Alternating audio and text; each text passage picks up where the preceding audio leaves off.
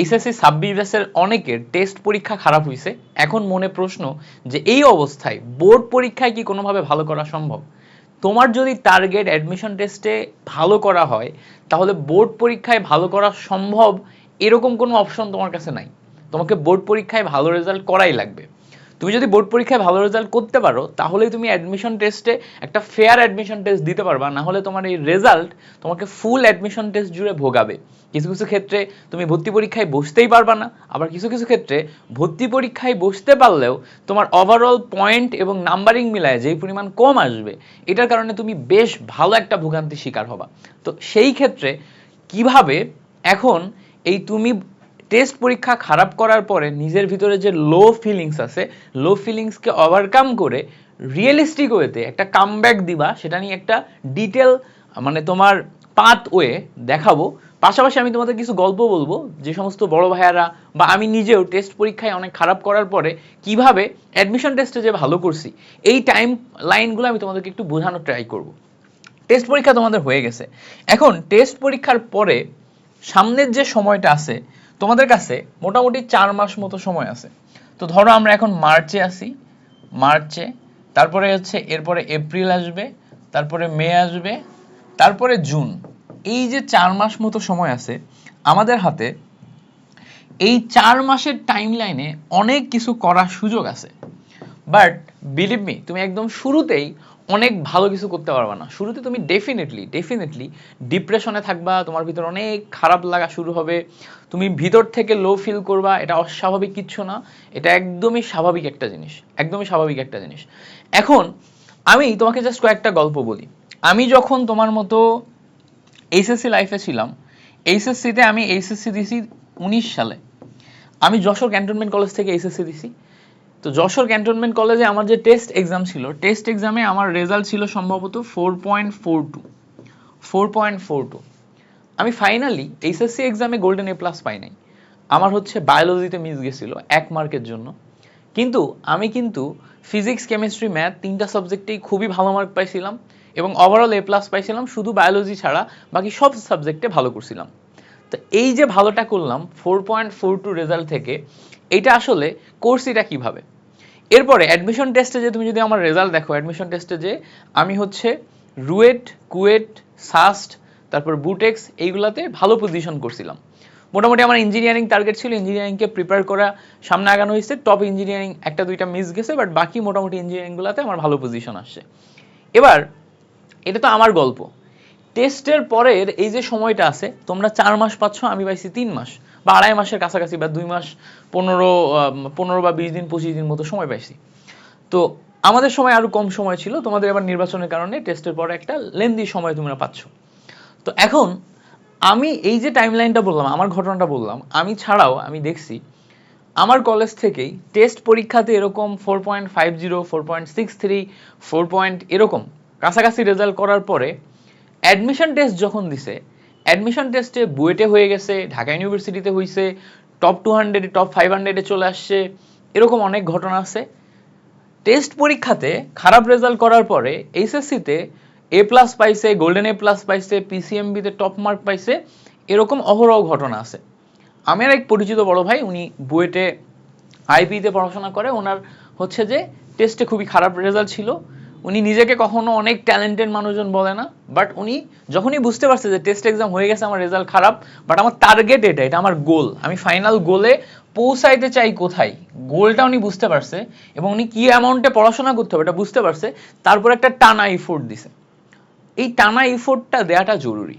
তো এই টানা এফোর্টটা তুমি যখন দিতে যাবা, তখন প্রথমেই তোমাকে যেই বিষয়টা নিয়ে চিন্তা করতে হবে সেটা হচ্ছে, আমি র্যান্ডম পড়াশোনা করে, হাতে যেহেতু সময় কম, র্যান্ডম পড়াশোনা করে আমি এখন আর কোনোভাবেই ওই গোলে পৌঁছাইতে পারবো না। এর জন্য আমার লাগবে একটা প্রপার প্ল্যানিং।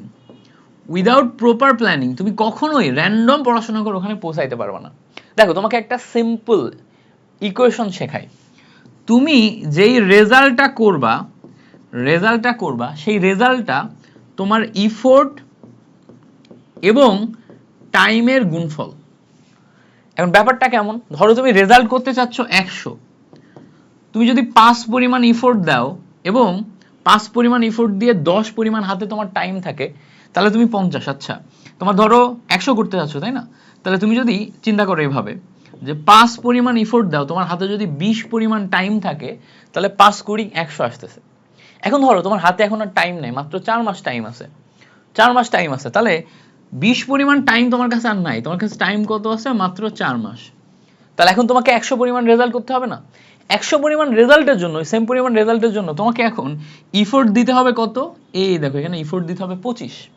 অর্থাৎ তোমার হাতে যেহেতু সময় কম, তুমি আগে মাত্র 5, খুব অল্প অল্প অল্প অল্প করে স্লো অ্যান্ড স্টাডি আগাচ্ছিলা, 5 পরিমাণ ইফোর্ট দিচ্ছিলা, তাতেই তুমি 100 রেজাল্ট পাচ্ছিলা, লম্বা সময় ধরে ইফোর্ট দিছো তাই। বাট যখন তুমি হাতে অনেক কম সময় থাকবে, তখন তুমি যদি এই 100 রেজাল্ট করতে চাও, তাহলে তোমাকে 5 গুণ বেশি ইফোর্ট দিতে হবে। 25 পরিমাণ ইফোর্ট দিলে এই 4 পরিমাণ টাইমেই তুমি শেষ করতে পারবা, এই 4 মাসে শেষ করতে পারবা। তার মানে এখন তোমাকে ইফোর্ট দিতে হবে বেশি। এটা তো বুঝতে পারলাম যে ইফোর্ট দিতে হবে বেশি, কারণ আমার ইফোর্ট এবং টাইম দুইটার গুণফলে রেজাল্ট আসে। আমার টাইম কমে গেছে, ইফোর্ট এখন আমার বাড়ানো লাগবে, কিচ্ছু করার নাই। আচ্ছা, এখন কথা হচ্ছে আমি শুধুমাত্র বলদের মতো যদি ইফোর্ট দেওয়া শুরু করি, তাতে আমি কি ওই গোলে পৌঁছাইতে পারবো? উত্তর হচ্ছে না। তোমাকে ওভারঅল একটা প্ল্যানিং এ আগাইতে হবে। প্রথম প্ল্যানিংটা হচ্ছে গোল সেট করা এইচএসসি কে টার্গেট করে। এইচএসসি তে তোমার মিনিমাম টার্গেট হবে হচ্ছে এ প্লাস। এরপরে এইচএসসি পার করে তারপরে যাবা তুমি অ্যাডমিশন। এখন এইচএসসি তে মিনিমাম টার্গেট রাখবা এ প্লাস। মিনিমাম টার্গেট এ প্লাস যদি তুমি রাখো, তাহলে তোমার কাজ কি কি থাকবে? প্রথম কথা, বোর্ড এক্সামে যে সবচেয়ে গুরুত্বপূর্ণ সাবজেক্টগুলোকে আগে বাছাই করো। সবচেয়ে গুরুত্বপূর্ণ সাবজেক্ট কি? তুমি যদি সায়েন্সে পড়াশোনা করো, সায়েন্সে পড়াশোনা করলে তোমার সবচেয়ে গুরুত্বপূর্ণ সাবজেক্ট হচ্ছে ফিজিক্স, কেমিস্ট্রি, ম্যাথ, বায়োলজি। এছাড়া আছে হচ্ছে ইংলিশ এবং বাংলা। আইসিটিও গুরুত্বপূর্ণ। তো সবচেয়ে বেশি গুরুত্বপূর্ণ হচ্ছে তোমার ফিজিক্স, কেমিস্ট্রি, ম্যাথ, বায়োলজি, এবং এর সাথে ইংলিশটা অত্যন্ত গুরুত্বপূর্ণ, বিকজ তোমার বিভিন্ন অ্যাডমিশন টেস্টে ইংলিশ লাগবে, ইংলিশের পয়েন্ট বিভিন্ন জায়গায় কাউন্ট হয়, সো ইংলিশ অত্যন্ত গুরুত্বপূর্ণ। এবার এই যে গুরুত্বপূর্ণ যে সাবজেক্টগুলো আছে, যেগুলোতে তোমার এ প্লাস মাস্ট পাওয়া লাগবে, এই গুরুত্বপূর্ণ সাবজেক্টগুলোকে আগে অ্যানালাইসিস করো, করে দেখো এ প্লাস পাওয়ার জন্য সবচেয়ে গুরুত্বপূর্ণ টপিক কোনগুলো আছে। তোমাকে একটা ইকুয়েশন শেখাই।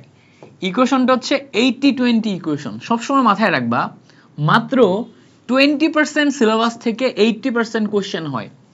তোমার 100 মার্ক, তার মধ্যে 80 মার্ক তুলতে পারবা মাত্র 20% সিলেবাস থেকে। এ প্লাস পাওয়ার জন্য যে সমস্ত টপিকগুলো পড়া লাগে, সেগুলা টোটাল সিলেবাসের মাত্র 20% সিলেবাস। তোমাকে যেটা করা লাগবে, ফিজিক্সে ওই 20% টপিকগুলা বের করা লাগবে। একটা চ্যাপ্টারে 15টা-20টা টপিক আছে, সব টপিক তোমার পরীক্ষায় 80 তোলার জন্য ইম্পর্টেন্ট না। মাত্র 15টা টপিকের মধ্যে 2টা টপিক হয়তো ইম্পর্টেন্ট, ওই 2টা টপিক পড়ো, পরের চ্যাপ্টারে আরো 2টা টপিক পড়ো। এভাবে প্রত্যেকটা চ্যাপ্টার থেকে ওই 20% সিলেবাস যদি তুমি বাছাই করো, যেগুলা থেকে তুমি সিকিউ হুবহুব কমন পাবা, তাহলে তুমি ফিজিক্সে এ প্লাস পাওয়ার জন্য একটা প্রপার টাইমলাইন বের করতে পারছো। সেম ভাবে কেমিস্ট্রি, সেম ভাবে ম্যাথ, সেম ভাবে বায়োলজি, সেম ভাবে ইংলিশ, সেম ভাবে বাংলা।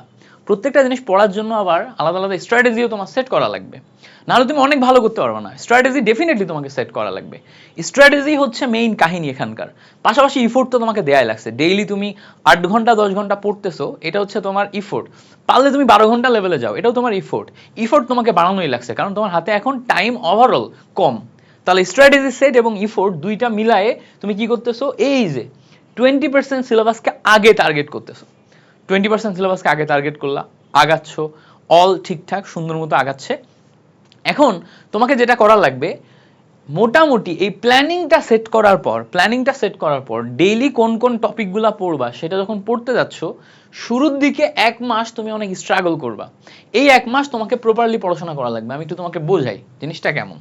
ধরো মার্চের 1 মাস তুমি এখন পড়াশোনা করতেছো, এই জায়গায় দাঁড়ায় এটা তোমার মার্চ মাস। এই ফুল মাসটা তুমি পড়াশোনা করতেছো।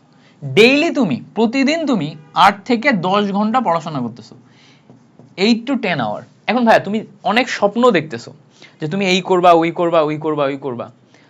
তুমি যদি ডেইলি 6 ঘন্টা নিজে পড়াশোনা না করো, 6 ঘন্টা নিজে পড়াশোনা না করো, তাহলে সব স্বপ্ন দেখা বাদ দিয়ে দাও। আমি তোমাকে বলছি ভাই, বিলিভ করো, মিল্টন ভাইয়ের কথাটা মিলাই নিও, যে তুমি যদি ডেইলি নিজে নিজে 6 ঘন্টা পড়াশোনা করা বাদ না করো, তাহলে সব স্বপ্ন দেখা বাদ দিয়ে দাও। তোমার কোনো স্বপ্নই পূরণ হবে না। বাংলাদেশে যেই পরিমাণ পাবলিক ইউনিভার্সিটি আছে, যেই পরিমাণ সিট আছে, আর যত সংখ্যক স্টুডেন্ট যত সংখ্যক স্টুডেন্ট পরীক্ষা দিবে তাদের যে রেশিও তুমি যদি করো, তাহলে অ্যাটলিস্ট সিটের সংখ্যা সমান সমান স্টুডেন্ট বা তার চেয়ে অনেক বেশি স্টুডেন্ট ডেইলি এখন 6 ঘন্টা পড়াশোনা করতেছে, শুধু তুমি করতেছো না। সো 6 ঘন্টা পড়াশোনা তুমি যদি ডেইলি না করো, নিজে নিজে পড়াশোনা, কিন্তু ধরো তুমি 4 ঘন্টা বসে বসে ক্লাস দেখলা, 2 ঘন্টা একটু ইনাই মিনাই করলা, ওইটা 6 ঘন্টা পড়াশোনা না, 6 ঘন্টা নিজে নিজে। এরপরে ক্লাস যে কয় ঘন্টা করবো ওটা হচ্ছে পরের পড়াশোনা। ক্লাস যদি 3 ঘন্টা করো, 4 ঘন্টা করো, ওটা হচ্ছে পরের পড়াশোনা, সব মিলায় 10। 6 ঘন্টা তোমার নিজের পড়াশোনা। যদি নিজে নিজে করতে পারো তাহলে তুমি ফাইনালি ওই গোলটা গেইন করতে পারবা, অ্যাচিভ করতে পারবা, এটা ধরে নেওয়া যায়। বাট যদি না পারো তাহলে ছেড়ে দাও, মানে এটা এটা একটা হার্শ রিয়ালিটি, কারণ তোমার হাতে সময় আছে মাত্র 4 মাস, মাত্র 4 মাস সময় আছে। সো 4 মাস সময় নিয়ে তুমি যদি এইটা মেনে না নিতে পারো তাহলে হবে না। এখন জিনিসটা দেখো যে তোমার টোটাল এখানে অ্যানালাইসিস করে যেই পরিমাণ টপিক তুমি পাইছো, যেই পরিমাণ টপিক তুমি পাইছো, এই 20% সিলেবাসে যেই পরিমাণ টপিক তুমি পাইছো, এই টপিকগুলো ডিস্ট্রিবিউট করলে প্রথম দিকে তোমার ডেইলি হয়তো 7 থেকে 8টা টপিক পড়া পড়া প্রয়োজন, এটা তোমার এভারেজে আসতেছে, বা অ্যাটলিস্ট 5টা টপিক পড়া প্রয়োজন এভারেজে আসতেছে। বাট তুমি সারাদিন এই 6 ঘন্টা প্লাস নিজে পড়ে 3 ঘন্টা 4 ঘন্টা ক্লাস দেখে ইফোর্ট দিয়ে তুমি ক্লিয়ার করতে পারছো 2 থেকে 3টা টপিক, এবং তাও খুব বেশি ভালো করে না, তোমার মনে হচ্ছে মনে থাকতেছে না, মনে থাকতেছে না। শুরুর দিকে এরকম হবে, কারণ তোমার মাথা অনেক বেশি ডাল হয়ে গেছে, তুমি বুঝতেছো না জিনিসটা, তোমার ব্রেনের ভিতরে ঢুকছে না, মনে হচ্ছে যে না আমাকে দিয়ে হবে না। কারণ কি, ওই যে একটা দা দা আছে না, দা কিংবা বটি, মানে ওই যে ধারালো কাঠ, মানে কাটার জন্য যেগুলো আমরা ইউজ করি, বা কোনো কিছু কাটার জন্য যেগুলো আমরা ইউজ করি, লোহার, এগুলো যদি আমরা দীর্ঘদিন রেখে দিই তাহলে ওটাতে জং ধরে যায়, এরপর ওটা দিয়ে কাটা যায় না। কিন্তু কাটতে কাটতে কাটতে কাটতে জং বা মরিচাগুলো যখন চলে যায়, ওটা আবার আগের মতো ধারালো হয়ে যায়, কিংবা আমরা যদি একটু ধার দিয়ে নিই তারপরে যদি কাটি, তখন কিন্তু ওটা খুবই মসৃণভাবে কাটে এবং ইফেক্টিভ ওয়েতে কাজটা করা যায়। তোমার অবস্থা এখন ওই জং ধরা বা মরিচা পড়া ব্রেন। ইনিশিয়ালি তুমি যখন প্রেসার দিবা, তোমার ব্রেন কাজ করবে না, কঠিন মনে হবে, মনে হবে যে না হচ্ছে না হচ্ছে না হচ্ছে না। এই মোমেন্টে তুমি ছেড়ে দিলে ওই মরিচা থেকেই গেল, তুমি আর আগাইলে না। বাট তুমি যদি ছেড়ে না দিয়ে নিজেকে পুশ করো, ইফোর্ট দাও, দিয়ে 1 দিন 2 দিন 3 দিন 4 দিন 5 দিন 6 দিন এভাবে 10 দিন অ্যাটলিস্ট লেগে থাকো, এই 10 দিনে হয়তো এভারেজ তোমার 2টা করে টপিক পড়া হলে 2 × 10 মাত্র 20টা পড়া হবে, বাট 20টা কিন্তু তোমার আগায় যাচ্ছে। 10 দিন পরে যে টানা 10 দিন পড়ার পর তোমার ব্রেন যখন অ্যাক্টিভ, অলরেডি তোমার ব্রেন 20টা টপিক খুব ভালো করে শিখছে, তুমি 20টা টপিকে অনেক টাইম দিছো, তোমার ব্রেন যখন অ্যাক্টিভ হয়ে গেছে, তুমি ওই লেভেলে যাওয়া শুরু করছো, এর পরে যে তুমি দেখবা তোমার ব্রেনের ক্যাপাসিটি বেড়ে গেছে, তখন তুমি ডেইলি 4টা করে পড়তে পারছো, ডেইলি 4টা করে পড়তে পারছো, ডেইলি 4টা করে পড়তে পারছো, তখন দেখবা তোমার স্পিড বেড়ে গেছে। তো পরের 10 দিনে দেখবা ডেইলি 4টা করে পড়লে পরের 10 দিনে 4 10 40টায় চলে গেছো। তারপরে যে দেখবা ডেইলি 5টা করে পড়তে পারছো, রিভিশন দিতে পারছো 5-6টা করে, তখন দেখবা তোমার স্পিডটা এত বেশি হয়ে গেছে, তোমার স্পিডটা এত বেশি হয়ে গেছে, শুরুর দিকে তোমার যে গাফিলতিটা মনে হচ্ছিল ওটা শেষেতে সলভ হয়ে গেছে। একদিনে ধরো তুমি শুরুর দিকে মাত্র 7টা থেকে 8টা ম্যাথ সলভ করলেই তোমার ব্রেনে আর নিত না, ভাল লাগতো না, মনে হতো আর হচ্ছে না। বাট শেষের দিকে যেয়ে দেখবা যে একদিনে তুমি 20-25টা ম্যাথ সলভ করতে পারতেছো, রিভিশন দিতে পারতেছো অ্যাটলিস্ট 50-60টা, ওই লেভেলে তুমি যাইতে পারতেছো, প্রত্যেকটা জিনিস তুমি অ্যাডাপ্ট করে ফেলছো। এর পিছের রিজনই হচ্ছে তোমার টানা ইফোর্টলেসলি লেগে থাকা। তো তোমাকে আপাতত প্ল্যান করতে হবে এই এইচএসসির আগ পর্যন্ত তোমার সবচেয়ে গুরুত্বপূর্ণ 20% সিলেবাসকে বারবার রিভিশন দিয়ে ওটাতে নিজের কন্ট্রোল বা গ্রিপ নিয়ে আনা। এবার শুধুমাত্র 20% সিলেবাস পড়াটা কোনো ইফেক্টিভ জিনিস না, তুমি ওভারঅল অ্যাটলিস্ট 70% সিলেবাস শেষ করবা, বাট 20%-এর উপর সবচেয়ে বেশি ফোকাস করবা। ওভারঅল 70% সিলেবাস অ্যাটলিস্ট শেষ করবা, 20%-এর উপর সবচেয়ে বেশি ফোকাস করবা, করে যদি আগাও তাহলে তুমি এইচএসসি বোর্ড পরীক্ষাতে ভালো রেজাল্ট করবা। এই এইচএসসি বোর্ড পরীক্ষার আগেই তোমার পুরো জিনিসটার উপর গ্রিপ চলে আসবে। এবার বোর্ডের পর খেয়াল করো, বোর্ডের পর বোর্ড এক্সাম শেষ, এইচএসসি পরীক্ষা শেষ, এইচএসসি পরীক্ষার পর অ্যাডমিশনের যে টাইম লাইন, এর মাঝখানে মোটামুটি আরো বেশ ভালো সময় পাবা। যদি ধরো তোমাদের অ্যাডমিশন টেস্ট জানুয়ারি ফেব্রুয়ারির দিকে হয়, জানুয়ারি ফেব্রুয়ারির দিকে হয়, বা নভেম্বর ডিসেম্বরের দিকে হয়, মাঝখানে তুমি 4-5 মাস সময় পাচ্ছ, 4 থেকে 5 মাস সময় পাচ্ছ। এই সময়টাতে তুমি মাল্টিপল টাইম রিভিশন দেওয়ার সময় পাবা, অ্যাডমিশনের জন্য অ্যাডভান্স কন্টেন্ট পড়ার সময় পাবা, এইচএসসিতে যা পড়ছো ওগুলাকে অন্য লেভেলে নিয়ে যাওয়ার সময় পাবা। সো ওই সময় যে তোমার অ্যাডাপ্টেশন করা খুব ইজি হবে, পুরা জিনিসটা সামারাইজ করা মাথার মধ্যে ঢোকানো ইজি হবে। সব মিলায় এদিকে 4 মাস ওদিকে 4 মাস ধরে নিলাম, 8 মাস তুমি যদি এখন টানা এফোর্ট দিতে পারো, ধরো তুমি টেস্ট পরীক্ষাতে রেজাল্ট করছিলা 10-এ 4 পয়েন্ট, বাট ওই দিকে যে তুমি বিশাল ভালো একটা গেম খেলতে পারবা। সো এটা হচ্ছে তোমার ওভারঅল টাইম লাইন।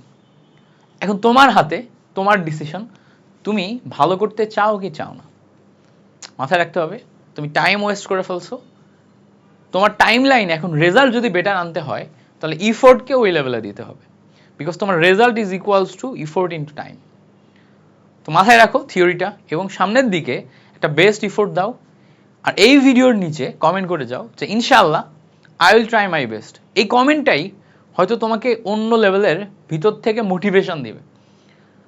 এখন থেকে হয়তো তোমার ওই মোটিভেশনটা শুরু হবে, যেই মোটিভেশনটা নিজের ভিতরে বহন করার কারণে হয়তো তোমার সামনের জার্নিটা স্মুথ হবে। আর এই ভিডিওটার মাধ্যমে যদি তোমার মাইন্ডসেট খুলে যায়, তোমার মনে হয় যে না আজকে থেকে আমি করতে পারবো, মিল্টন ভাইয়ার এই জিনিসটা আমার আন্ডারস্ট্যান্ডিংয়ে হেল্প করাইছে, তাহলে ভাইয়াকে একটা থ্যাংক ইউ দিয়ে যাবা, লিখে যাবা থ্যাংক ইউ অ্যান্ড ইনশাল্লাহ আমি পারবো।